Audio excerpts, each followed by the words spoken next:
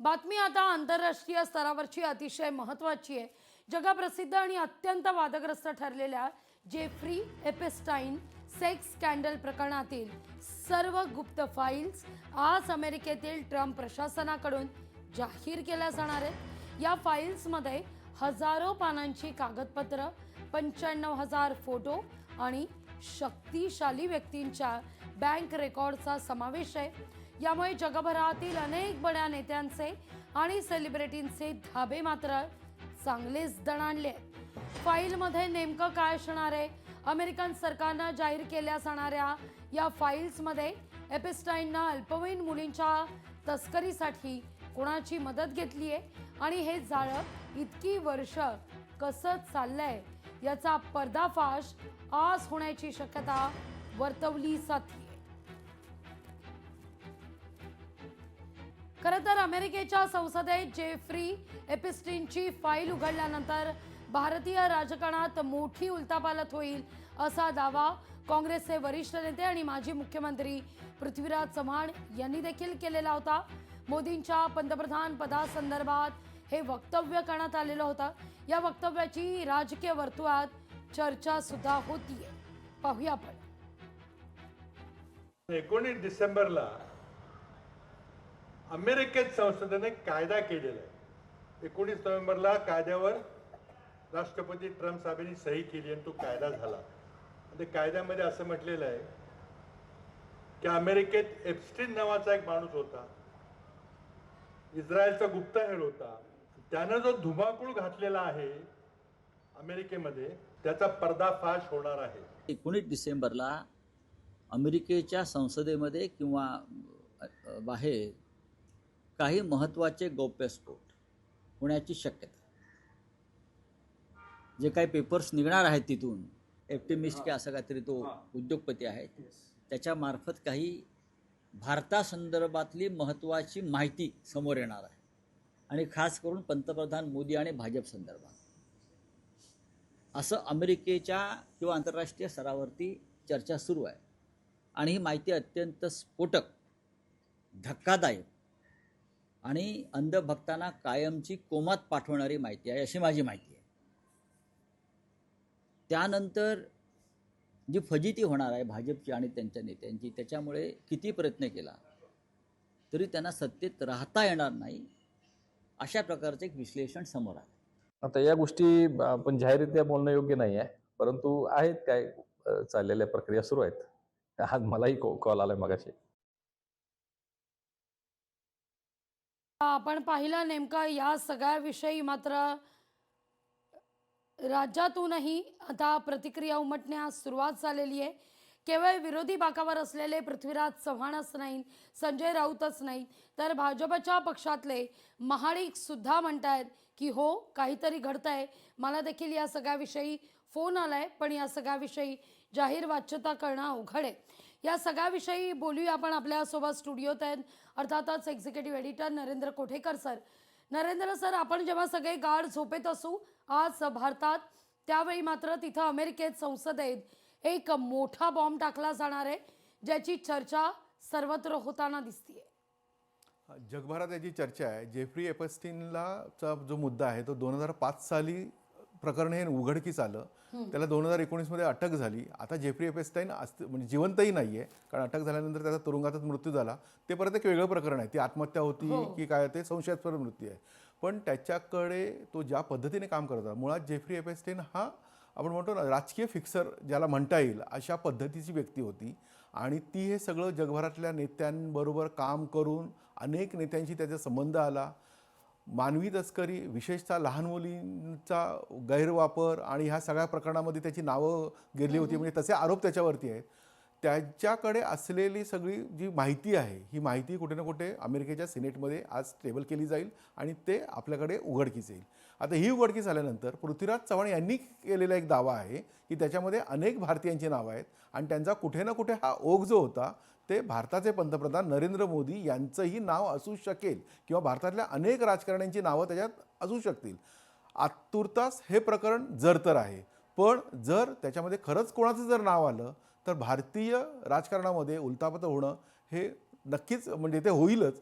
पण आपण हे बघू की ते खरंच आपली त्यांचे तिकडे नावं आहेत का, ती जाहीर होतील का? कारण याच्याकडे जगभरातल्या नेत्यांचे लक्ष लागून आहे. याचं कारण कोणाचं नाव समोर येणार, जेफ्री एपेस्टाईनच्या त्या डायरीमध्ये किंवा त्या कागदपत्रांमध्ये कोणाची नावं ही सध्या बंद कुलपाआड आहेत, हे आपल्याला पाहणं महत्त्वाचं आहे.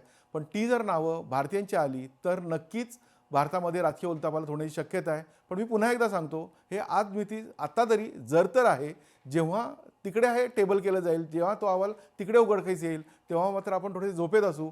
पण भारतीय झोपेत असतील, माध्यम म्हणून आपण झोपेत नसणार. ज्या कोणा भारतीयाचं नाव समोर येईल त्याची पहिली माहिती आपण लोकशाहीच्या माध्यमातून नक्कीच लोकांसमोर आणू.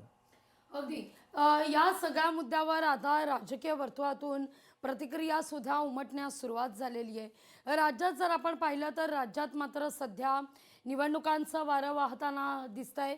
त्यामुळे या सगळ्याविषयी विरोधकांनी मात्र हे कुठेतरी प्रचारात एक अस्त्र म्हणून वापरण्यास सुरुवातही केलेली आहे. घडतायत आंतरराष्ट्रीय स्तरावर घडामोडी, पण याचं जे कनेक्शन लावलं जात आहे भारतातलं ते फार महत्त्वाचं आहे. कारण हा सगळा काळ 1995 पासूनच्या नोंदी त्याच्या डायरीत आहेत असं देखील कळत आहे. या सगळ्याविषयी नरेंद्र सर आपण बोलणार आहोत, पण काँग्रेसचे प्रवक्ते सचिन सावंतजी आपल्यासोबत जोडले गेलेले आहेत फोन लाईनवरून. नमस्कार, काय पहिली प्रतिक्रिया या सगळ्या मुद्द्यावर? आज मात्र अमेरिकेच्या संसदेत एक मोठा गौप्यस्फोट. आता ह्या संपूर्ण जगाचं लक्ष तिकडे लागलेलं आहे. कारण जी गोष्ट एप्स्टीन बरोबर जोडलेली आहे ती अत्यंत विकृत आणि भयानक आहे. त्यामुळे जगामध्ये एक शिसारीचं वातावरण आहे आणि त्याचा भारताच्या कोणाशी संबंध आहे हे देखील त्यात उघड होण्याची शक्यता आहे आणि त्यामुळेच सगळ्यांचं लक्ष तिकडे लागलं. अगदी, पण पृथ्वीराज चव्हाण जे काही म्हणतायत त्या वक्तव्याशी तुम्ही सहमत आहात? या संदर्भामध्ये आता मला असं वाटतं की घोडा मैदान जवळच आहे. आज 19 तारखेला ती डेडलाईन होती आणि ती आज अमेरिकेच्या संसदेमध्ये ते सगळं सादर होईल. त्यामुळे तिथे काही भारतीयांची नावं आहेत असं दिसतंय. काही त्या ठिकाणी काही आलं होतं, उजरते उल्लेख आहेत, परंतु आता ती संपूर्ण काय झालं त्याचा आराखडा समोर येईल ना, पाहूया. ती जी जी कोणती भारतीय नेत्यांची किंवा उद्योगपतींची नावं असतील ती आता तरी अहवालात बंद आहेत. पण जी सत्ताधाऱ्यांना भीती असेल ती तुम्हा विरोधकांना पण भीती आहेच की. कारण तुमच्या म्हणजे काँग्रेसकडनं किंवा अन्य कोणत्याही पक्षाकडनं, बीजेपी असेल, शिवसेना असेल, कोणाला कोणाचे लागेबंदी असलेला एकतर नेता किंवा उद्योगपती याचं नाव त्याच्यात असण्याची शक्यता आहे. तर मला असं वाटतं की आज अमेरिकेच्या संसदेमध्ये जो अहवाल सादर होईल त्याच्यावरती आपण सगळेच जण म्हणजे राजकीय म्हणून, नेते म्हणून सगळीच जण डोळे लावून आहात. नाही, पहिली गोष्ट अशी की काँग्रेस पक्षाचा तिथं काही संबंध आलेला नाही. प्रश्न असा आहे कारण आम्ही सत्तेमध्येही नव्हतो तेव्हा. हे जे प्रकरण आहे ते ह्या 2014 नंतरच्या कालावधीमधलं आहे आणि त्यामुळे मला असं वाटतं की भारतीय जनता पक्षाचं लक्ष मोठ्या प्रमाणात लागलं असतं. अगदी सर, खूप खूप धन्यवाद तुम्ही दिलेल्या या प्रतिक्रियेबद्दल. नरेंद्र सर, जर आपण पाहिलं तर कुठेतरी जेव्हा त्यांना प्रश्न विचारला गेला पृथ्वीराज चव्हाण यांच्या मताशी तुम्ही सहमत आहात का, त्यावेळी मात्र कुठेतरी काँग्रेसमधला एक गट आपण म्हणूया सावध प्रतिक्रिया देताना दिसतोय.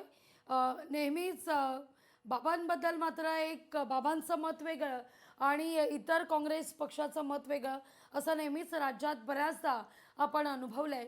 त्याचीच प्रचिती आता पण. आणि एक गोष्ट फक्त मी सुरुवातीला सांगू इच्छितो की आपण मगाशी म्हटल्याप्रमाणे हे प्रकरण किंवा आपण जे बोलतोय किंवा पृथ्वीराज बाबा चव्हाणांनी जो आरोप केलेला आहे किंवा जे एक मत व्यक्त केलेलं आहे की असं घडू शकतं, हे जरतर आहे. आणि पृथ्वीराज चव्हाण हे भारतीय राजकारणातले खूप सिरियस नेता म्हणून आपण त्यांच्याकडे बघतो. म्हणजे ते कधीही राजकीय बाष्पळ वार्तालाप ते करत नाहीत. पण त्यांनी सांगितल्यानंतर प्रत्येकाने त्याचं एक आपण म्हणतो ना की त्याची दखल घेतली. पण एक आहे की तो जो अहवाल आहे तो जो सादर होईल कारण त्याच्यातली जी नावं येतील ती नावं नेमकी कोणाची आहेत हे अद्याप तरी कोणालाही माहीत नाही आहे.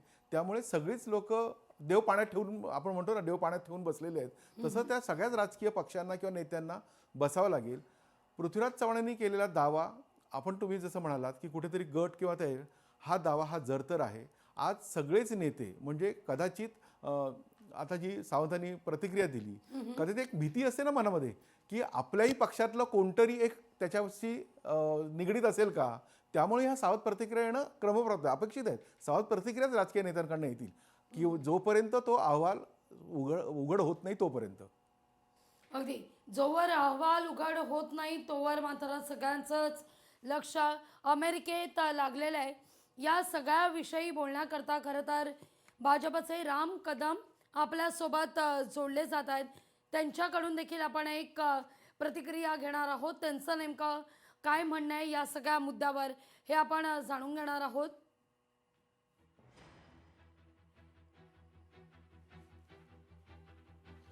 19 डिसेंबर संदर्भात पृथ्वीराज चव्हाण यांचं मोठं वक्तव्य आहे. जेफ्री एपिस्टनच्या यादीत कोणत्या नेत्यांची नावं आहेत याचा खुलासा आज रात्री होणार आहे. यानंतर भारतीय राजकारणात एक मोठी उलथापाल घडेल किंवा अनेक घडामोडी घडतील, गौप्यस्फोट होतील असं देखील म्हटलं जात आहे.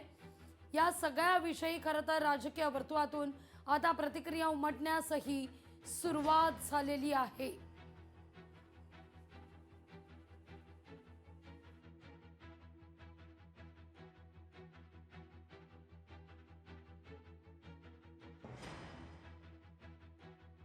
आज रात्री अमेरिकेच्या संसदेमध्ये नरेंद्र सर नेमकं काय होत आहे याकडे सगळ्यांचंच लक्ष आहे. हे सगळं जर प्रकरण पाहिलं तर हे सगळं प्रकरण 1995 पासून सुरू होतं.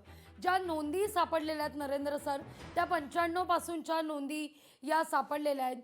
अल्पवयीन मुलींचा देखील या ठिकाणी उल्लेख केला जातो. हे सेक्स स्कॅन्डल होतं असं म्हटलं जातं. अनेक बडे व्यक्तींच्या नोंदी या डायरीमध्ये आहेत. त्यामुळे ती डायरी फार महत्त्वाची. नक्कीच ती डायरी महत्त्वाची आहे. आणि आपण जर बघितलं तर एकूण जर ही सगळी परिस्थिती पाहिली तर प्रकरण अत्यंत गंभीर आहे.